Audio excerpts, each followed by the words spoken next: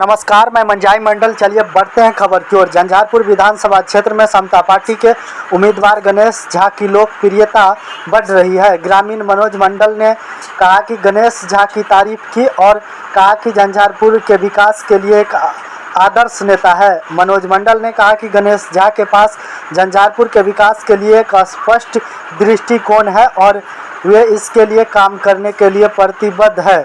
मनोज मंडल ने कहा कि गणेश झा के नेतृत्व में झंझारपुर का विकास होगा और लोगों को समस्या को समाधान होगा।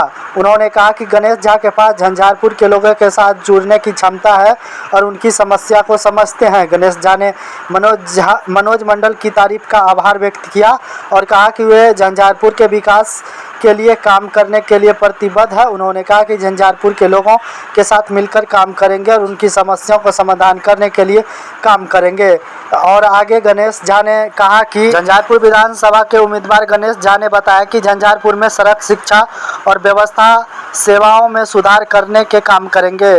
उन्होंने कहा कि वे झंझारपुर के युवाओं के लिए रोजगार के अवसर बढ़ाने और उनकी आय बढ़ाने के लिए काम करेंगे। गणेश झा ने बताया कि झंझारपुर के विकास के लिए एक नई दिशा देने के लिए काम करेंगे। गणेश झा ने कहा कि वे झंझारपुर के लोगों को साथ मिलकर काम करेंगे और उनकी समस्या को समाधान करने के लिए काम करेंगे। उन्होंने कहा कि झंझारपुर के विकास के लिए कई भी जो है कुर्बानी देने की तैयार है।